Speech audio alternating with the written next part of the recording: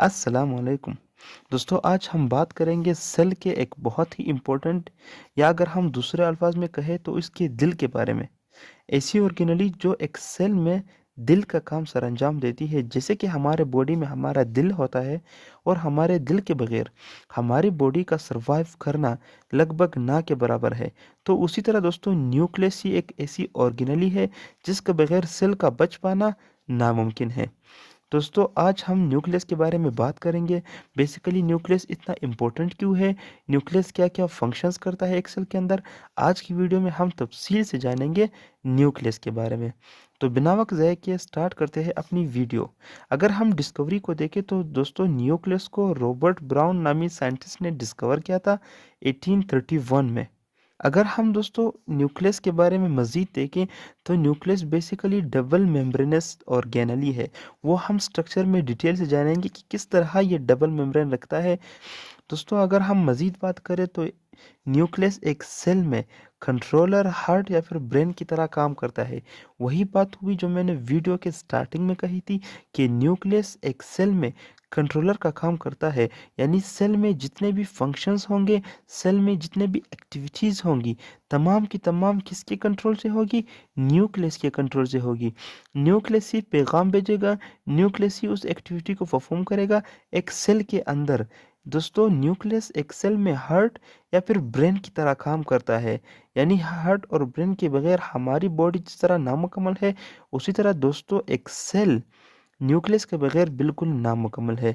अगर हम मज़ीद देखें न्यूक्लियस के बारे में तो बेसिकली न्यूक्लियस सेल्फ रेप्लिकेटिंग है।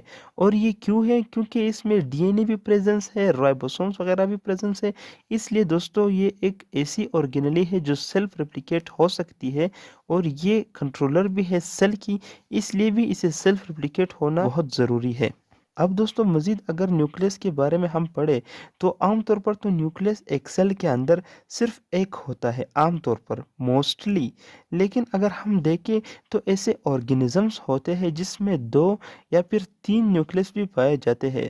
अगर हम दो न्यूक्लियस वाले की मिसाल देखें तो एक पैरामीशियम है जिसमें न्यूक्लियस दो दाने होते हैं। इस तरह दोस्तों कुछ ऑर्गेनिजम्स, माइक्रो ऑर्गेनिजम्स होते हैं जिसमें तीन तीन न्यूक्लियस होते हैं। यानी दोस्तों इट वेरीज, मोस्टली तो वन होता है लेकिन दो या फिर तीन भी हो सकते हैं। दोस्तों अगर हम मज़ीद बात करें अक्यूरेंस की तो न्यूक्लियस आमतौर पर तो तमाम यूकेरियोटिक सेल में प्रेजेंट होता है, क्योंकि उसके चलाने के लिए, उसके कंट्रोल करने के लिए न्यूक्लियस काफ़ी ज़्यादा ज़रूरतमंद या फिर इम्पोर्टेंट है। लेकिन दोस्तों जो मेच्योर ममेलियन आरबीसी है, मोस्टली जो मेच्योर ममेलियन आरबीसी उसमें दोस्तों न्यूक्लियस एब्सेंट होता है, उसमें न्यूक्लियस नहीं पाया जाता। अगर दोस्तों हम मज़ीद पढ़ें तो ये एनिमल्स में तो न्यूक्लियस सेंटर में होता है। यानी एक सेल है एनिमल का, उसके बिल्कुल सेंटर में न्यूक्लियस वाक़ई होता है एक एनिमल सेल में। और अगर दोस्तों हम दूसरी तरफ प्लांट के सेल में देखें तो प्लांट के सेल में न्यूक्लियस साइट पर पाया जाता है। अब साइट पर क्यों पाया जाता है? क्योंकि प्लांट के सेल में एक बड़ा सा वैक्यूल होता है जिसने तमाम के तमाम जो जगह है उसे घेरा हुआ होता है। तो उसकी वजह से जो न्यूक्लियस है उसे पुश किया जाता है, उसे पुश कराया जाता है और एक सेट पर न्यूक्लियस वाक़ई होता है प्लांट सेल में।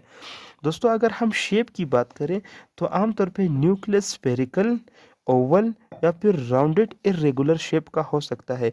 यानी ये स्फेरिकल भी हो सकता है, ओवल भी हो सकता है और इसकी इरेगुलर शेप है। इसकी शेप एक मखसूस शेप नहीं है कि ये सिर्फ स्फेरिकल ही हो सकता है, इसके शेप में वेरी आ सकता है, चेंजेस आ सकते हैं। इस तरह दोस्तों अगर हम विजिबिलिटी की बात करें कि न्यूक्लियस को हम कब देख सकते हैं, तो जब सेल नॉन डिवाइडिंग स्टेज में होगा तब हमें न्यूक्लियस दिखाई देगा। यानी जब सेल किसी भी किस्म की डिवीजन से नहीं गुजर रहा होगा या बिल्कुल रेस्ट की हालत में होगा, उस टाइम दोस्तों हम न्यूक्लियस को एक सेल के अंदर देख सकते हैं, जैसे कि नॉन डिवाइडिंग स्टेज है। अब दोस्तों बात करते हैं स्ट्रक्चर की।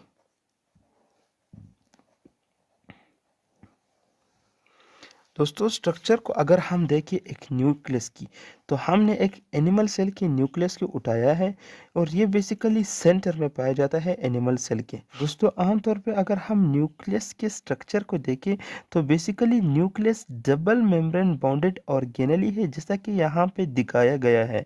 हमने यहाँ पे मेंशन भी किया था कि nucleus double membrane bounded organelle है और इस मेम्ब्रेन को कहा जाता है न्यूक्लियर इन्वेलप या फिर न्यूक्लियर मेम्ब्रेन। आमतौर पे दोस्तों जो न्यूक्लियर इन्वेलप है वो न्यूक्लियस के इनसाइड इन्वायरमेंट को आउटसाइड इन्वायरमेंट से सेपरेट करता है या फिर जुदा करता है। दोस्तों अगर हम कंपोजिशन की बात करें न्यूक्लियर इन्वेलप की, तो ये बेसिकली प्रोटीन्स और लिपिड से बना हुआ है। अगर हम आमतौर पे देखें तो जितने भी मेम्ब्रेन्स होते हैं, अगर वो सेल का हो या फिर ऑर्गेनलीज वगैरह का हो, तो उनका जो बेसिक कंपोनेंट्स होते हैं वो प्रोटीन और लिपिड्स ही होते हैं। इनमें कुछ डिफरेंसेस आते हैं, लेकिन जो बेसिक कंपोनेंट होते हैं वो प्रोटीन्स और लिपिड्स ही होते हैं तमाम मेम्ब्रेन्स की। तो उसी तरह दोस्तों न्यूक्लियर इन्वेलप भी प्रोटीन्स और लिपिड्स वगैरह से बना हुआ है। दोस्तों अगर हम देखें तो इस न्यूक्लियर इन्वेलप में छोटे छोटे स्पेसेस है जिसे न्यूक्लियर पोर्स कहा जाता है। ये बिल्कुल न्यूक्लियर के बीचों बीच पाए जाते हैं और ये पोर्स क्या काम करते हैं दोस्तों, ये ट्रांसपोर्ट में हेल्प करते हैं। अगर कुछ ट्रांसपोर्ट करना हो इनसाइड से साइटोप्लाज्म में या फिर साइटोप्लाज्म से न्यूक्लियस के इनसाइड, तो इन सब में जो है जो रिस्पॉन्सिबल होता है दोस्तों वो न्यूक्लियर पोर्स होते हैं और इन्हीं पोर्स के जरिए ट्रांसपोर्ट होता है न्यूक्लियस और साइटोप्लाज्म के दरमियान। इसी तरह दोस्तों अगर हम न्यूक्लियस की इनसाइड देखें तो न्यूक्लियस की इनसाइड कुछ फ्लूइड या मैट्रिक्स पाया जाता है जिसे न्यूक्लियोप्लाज्म कहा जाता है। अब दोस्तों इस मैट्रिक्स में न्यूक्लिक एसिड हो सकते हैं, मिनरल्स हो सकते हैं, लिपिड्स और प्रोटीन्स वगैरह हो सकते हैं। दोस्तों अगर हम मज़ीद देखें तो उसमें कुछ गुंजल नुमा थ्रेड लाइक स्ट्रक्चर होता है जिसे कहा जाता है क्रोमाटिन नेटवर्क। क्या कहा जाता है दोस्तों? Chromatin network. ये गुंजल धागे नुमा स्ट्रक्चर होता है, थ्रेड लाइक स्ट्रक्चर होता है, जो बेसिकली क्या होता है, इसमें जेनेटिक मटेरियल होते हैं और जब सेल डिवाइडिंग स्टेज में जाता है तो ये कंडेंस होकर, यही क्रोमाटिन नेटवर्क कंडेंस होकर क्रोमोसोम्स की फॉर्मेशन करते हैं।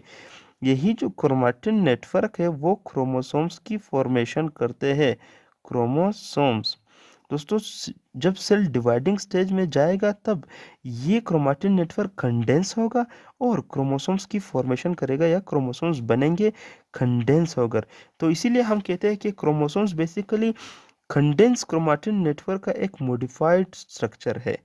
इस तरह दोस्तों अगर हम मज़ीद देखें तो जो मैट्रिक्स है या जो न्यूक्लियोप्लाज्म है उसमें एक डार्क रीजन भी पाया जाता है।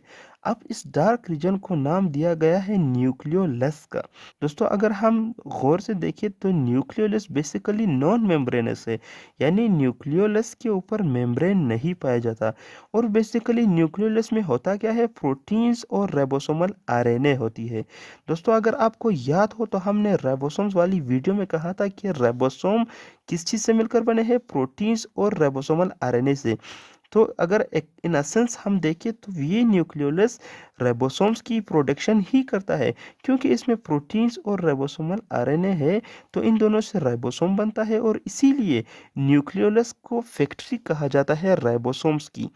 दोस्तों राइबोसोम्स यहाँ पे प्रोटीन सिंथेसिस नहीं करेगा और फिर उसे न्यूक्लियर पोर्स के जरिए ट्रांसफर्ड किया जाएगा रफ एंडोप्लाज्मिक की जानिब और साइटोप्लाज्म की जानिब, जहाँ वो प्रोटीन सिंथेसिस करेगा।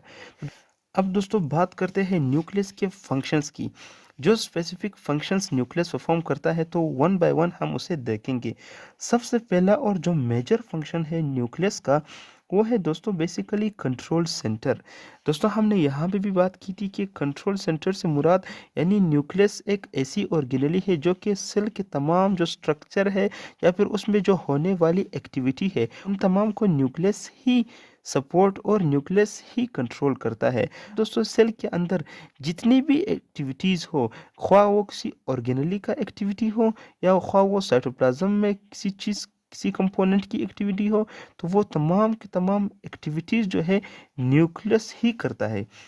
दोस्तों अगर हम मज़ीद देखें तो न्यूक्लियस कंटेन्स हेरिडिटरी मटेरियल्स, यानी दोस्तों जो न्यूक्लियस है वो एक साइट है हेरिडिटरी मटेरियल्स के लिए, जो एक सेफर इन्वायरमेंट फराहम करता है किसे, हेरिडिटरी मटेरियल्स को, और उनको प्रोटेक्ट करता है, उनको सेफ करता है। इसी तरह दोस्तों अगर हम मज़ीद फंक्शंस को देखें तो ये क्या करता है, सिंथेसिस ऑफ राइबोसोम्स। दोस्तों हमने बात की थी कि सिंथेसिस ऑफ राइबोसोम्स क्या करता है, न्यूक्लियोलस। तो बेसिकली न्यूक्लियोलस कहाँ पर प्रेजेंट है, न्यूक्लियोलस न्यूक्लियस में प्रेजेंट है। इसलिए दोस्तों सिंथेसिस ऑफ राइबोसोम्स में न्यूक्लियस का बहुत बड़ा किरदार है। दोस्तों अगर हम मज़ीद देखें तो कंटेन्स मोस्टली जीन्स, यानी दोस्तों ज़्यादातर जो जीन्स होते हैं वो न्यूक्लियस के अंदर ही होते हैं। कुछ जीन्स न्यूक्लियस के बाहर हो सकते हैं जैसे माइटोकॉन्ड्रिया वगैरह में, लेकिन मोस्टली जो जीन्स होते हैं वो बेसिकली न्यूक्लियस के अंदर होते हैं। इस तरह दोस्तों अगर हम मज़ीद देखें तो it provide safer environment for chromatin network.